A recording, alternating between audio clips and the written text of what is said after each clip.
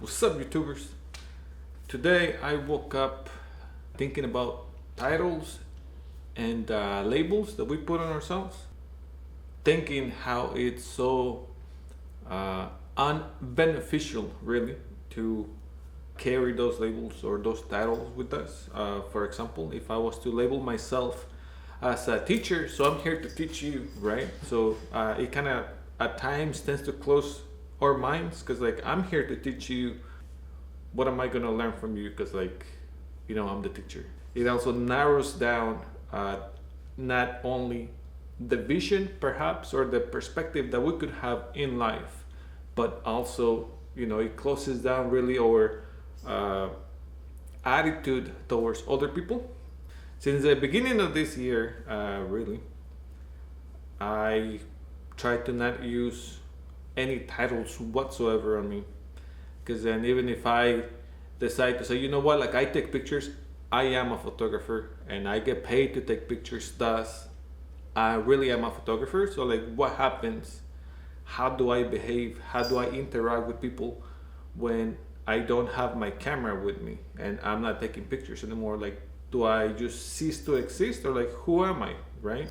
So if I have my kids with me, right? If I have my kids with me and then they grow and they go to college,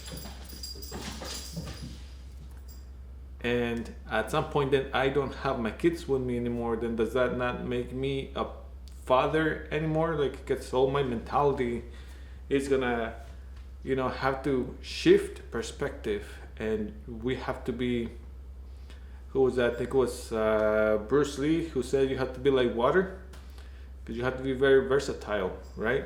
So you accommodate water. If you're in a glass, then the water becomes the glass, and if you're in a jar, then the water becomes like the jar.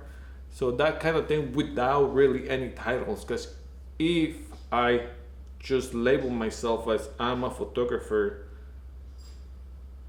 right, then that closes all the windows to me maybe being a painter. I will never be a painter because I'm a photographer.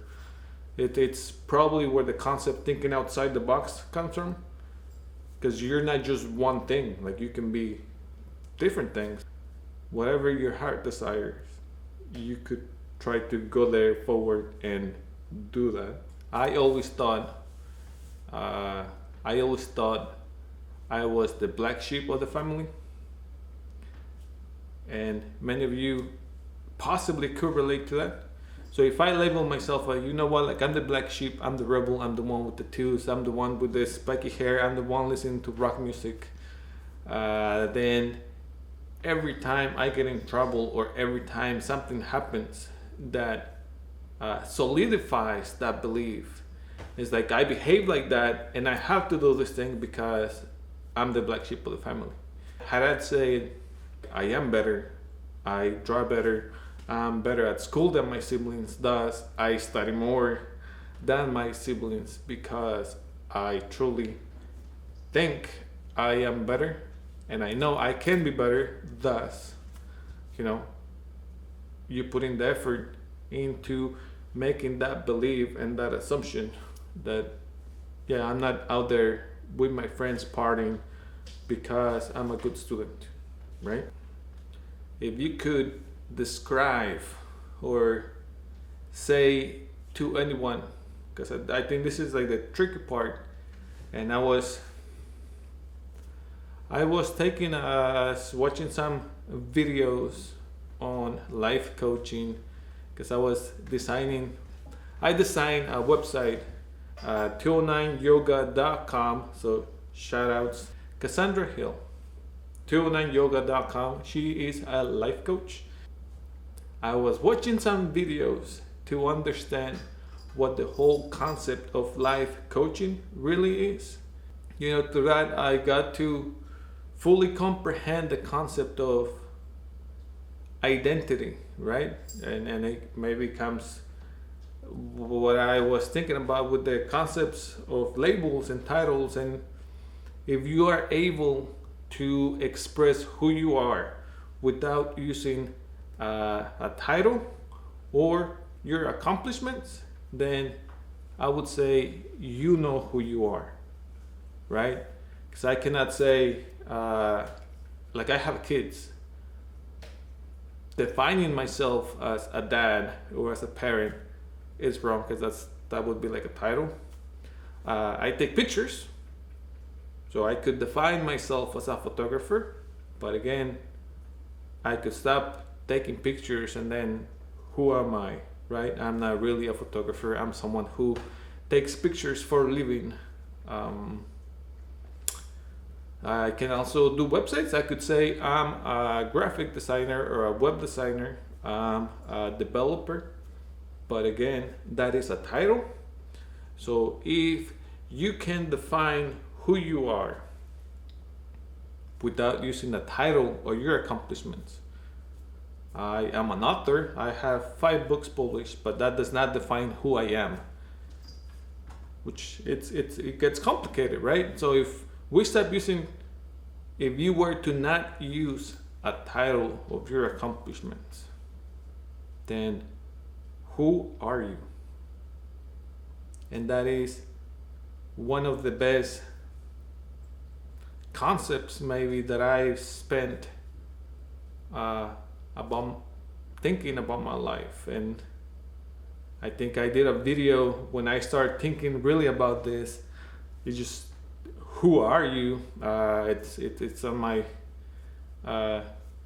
feed, my YouTube channel, so you can just look at it. I was literally like a few days just thinking, like, who are you? Like, who are you? Because I had moved to a new city.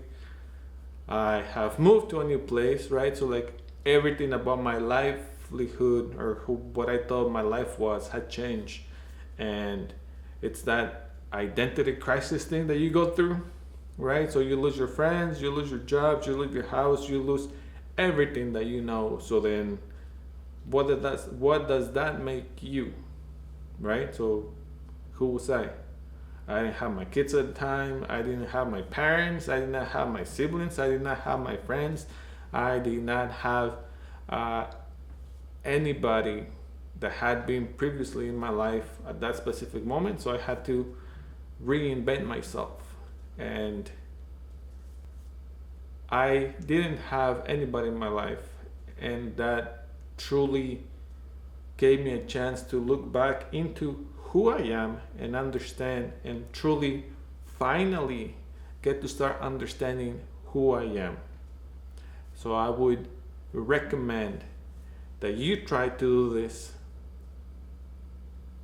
Think and try to find out and express who you are, again, without using any type of title and anything that you have accomplished in life.